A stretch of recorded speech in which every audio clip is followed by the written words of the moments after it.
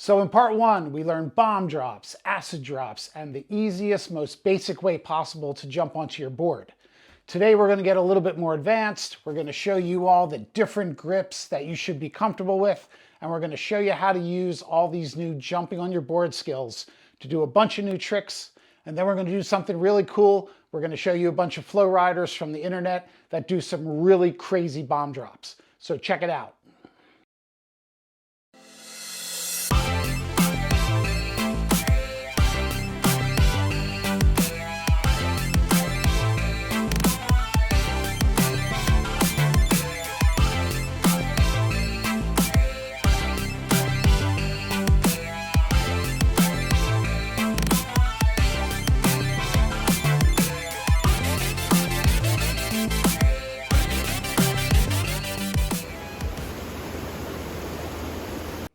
Now the left side of the Flowrider, or what I call the weak side, where you're backing into the wave, is very awkward to acid drop into using a regular stance because you really have to walk far into the water to get a good start.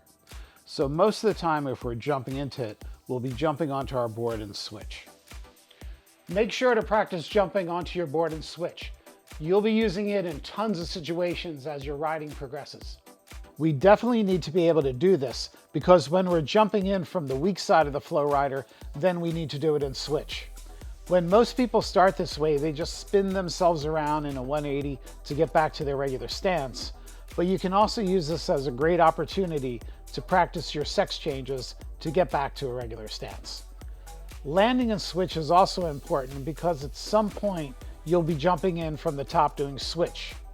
You may be doing Fastplants where you land and switch, or you may be doing sex changes from your normal stance where you have to land and switch. I also like to jump off the nozzle into switch to start. So by now you're probably getting pretty good at jumping onto your board using the basic grip that we showed you in part one. Now what we want to do is start learning how to jump onto your board using lots of different grips. The main reasons that you want to learn multiple grips is at some point you're going to be doing a trick such as a fast plant or an ollie where the board just gets away from you, but you're still able to reach out and grab it. But now you're holding the board with a grip that you've never used before.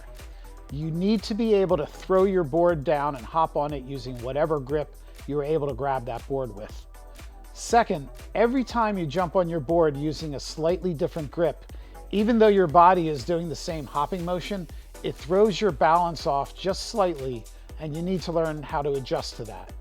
Learning how to adjust your balance is going to make your overall riding way more solid. It's a good idea to practice these grips in your living room or your backyard at first, or you can just practice them at the wave as you're jumping in for your runs. Here are a bunch of different grips that you want to practice. First, work the edge closest to you. You're going to use an overhand grip and you want to grab here, here, and here. Then with your backhand to do an underhand grip, same spots, here, here, and here. Then get your forward hand, same thing, overhand grip, here, here, here, and then do it with the underhand grip in those three spots. Then what you're going to do is you're going to work the far edge a little bit. With the far edge, all you can really do is an overhand grip. So get those same three spots. And just remember, you're going to be throwing your board down to do these things. And then use your forward hand, and you're going to grab those three spots once again. Two other ones that you want to remember to do. You're going to do a tail grip. A lot of these boards are heavy. So usually what you're doing is you're going to swing the board up, and then you're going to drop it down, jump on it that way. Same thing with your forward hand. You're going to grab the nose of your board, and then you're going to swing it and jump on the board that way.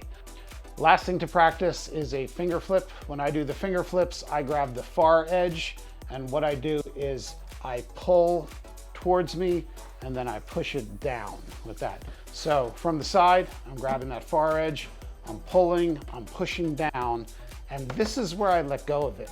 So when I let go here, it's really just a half rotation to hit the water, and then I jump on the board. And last thing to remember, with all these different grips, we're trying to drop that board into the water very close to the front of our feet in that perfect position to jump on it.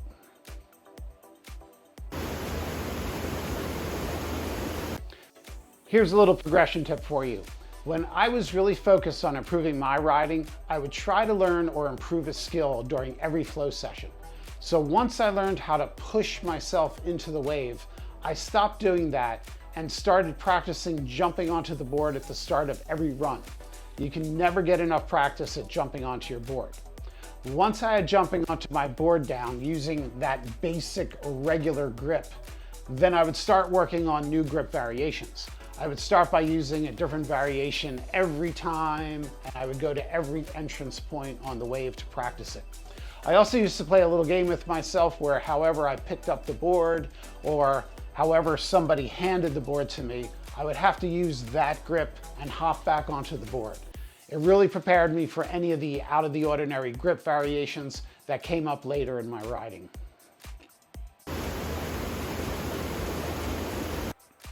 Fastplants. So the second half of doing a fast plant is basically jumping on your board. If you haven't yet learned Fastplants, realize that you now know how to do half of the trick. Now we just have to learn the first part of the trick where we're down in the flats and need to launch our board out of the water and catch it. You already got the jumping back on part down. Another thing that I want you to start practicing is running up the wave and jumping on your board. 3 reasons to do this. First off, it's really important to get comfortable walking and running around on the wave surface. Second, as we learn and progress our Fastplants, eventually we want to do them running across the top of the wave rather than standing still down in the flats. Running them across the top of the wave makes them look very fluent. Once we catch our board doing the fast plant, then the second half of the trick is taking a few steps and hopping back on it, just like we're doing here. You can also do the fast plants with variations. Here is a finger flip fast plant running across the wave. The next one is a spinning fast plant, and notice that they all use the exact same footing as when you start by running up the wave. Fast plant board launches are taught with 2 different stepping motions. The first way is where you push the tail of the board down into the water as you step off with your front foot, and that'll send the board up into the air. This is how Sean Silvera does them and results in a 2-step movement. His front foot lands first, then he takes a step with his tail foot, launches off it, and hops back on his board. The second way to launch your board is like an ollie, and your tail foot comes down first, followed quickly by your front foot coming down. Then you take a nice big step with your rear foot and launch off the tail foot and hop back onto the board. A lot of other pros use this launch and it results in a 3-step movement. Whether you do a 2-step or a 3-step movement, you're still going to be launching off your tail foot when you jump back onto your board, just like we learned earlier in this video.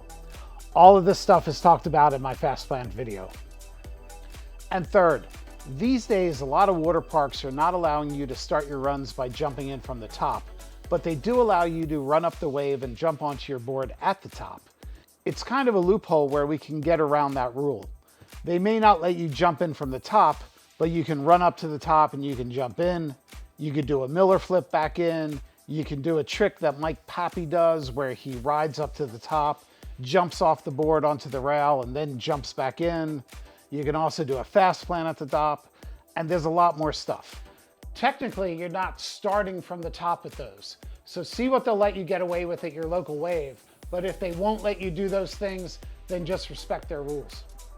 Also, with your new jumping skills, start landing your fast plants on the nozzle. The first one here, I'm jumping back into my regular stance. And on this one, I'm throwing a 180 in with my body and landing in switch. Ghost Riders. Ghost Riders are really just bomb drops, but you're not throwing down your board. Your board is already on the water. If you have your bomb drops down, then at this point, you should have the confidence to jump on the Ghost Rider board. You can create a Ghost Rider by picking up your board and sliding it down the wave in front of you, or they could just happen on their own. If the board is far away from you, then you can take a few steps down the Flowrider surface to get closer to it, and then hop on it there. As time goes on and your confidence builds up, you can just jump on these from further and further distances away. Board transfers. Board transfers are really just acid drops, but instead of jumping off the wave surface, you're jumping off one board and landing onto another board. Only difference is you're jumping off both feet at once, instead of launching off your back foot. When you get more advanced, try doing them across the wave, where you launch the board that you're jumping off of into the air like a fast plant and then catch it. The secret to this one is to concentrate more on the board that you're trying to grab out of the air. All right, let's show some crazy bomb drops. First one here is CJ. He's one of our flow guards up at Split Rock, and we just taught him how to jump in from the nozzle. We told him to try adding in a finger flip when he jumps in, and this is his first attempt, which he makes, and he's very excited about it. Next one is Mike Pappy and Mike Fitzpatrick doing some doubles. Mike Pappy launches the board up into the air, and Mike Fitzpatrick catches it, takes a few steps, and then jumps in for the bomb drop. And this is Luis from Cancun doing a full speed bomb drop so fast that he's just flying up over the nozzle. And here's Flow Guard Phillip from Split Rock doing the same running bomb drop, but he's able to control it and stay on the wave. Now, this is Jelly, who is a flow guard on the Royal Caribbean ships. He's doing a sidewall acid drop here. He has some great flow riding videos, so check out his YouTube channel at Jellyfix. In this one, he does a bomb drop off the top wall where he kicks off the wall with his front foot. Just some crazy stuff that he does.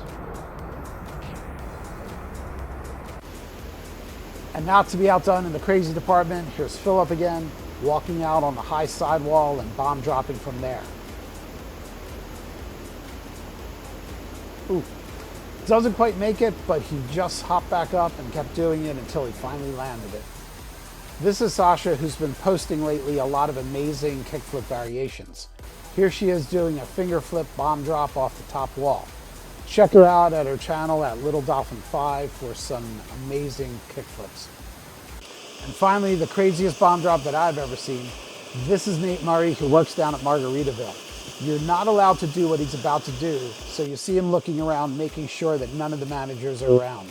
Then he crawls up the wall onto the restaurant terrace and quickly bomb drops back into the Flowrider. I stopped it here for a moment just to explain that between the blue Flowrider wall and the concrete wall is a 4-foot walkway. So he has to jump about 10 feet away from the concrete wall to get to where he needs to land on the Flowrider. That's just super radical. And then he finishes it off with a 540 big spin just for good measure. Crazy stuff. Okay, so that's it for bomb drops, acid drops, and jumping on your board skills.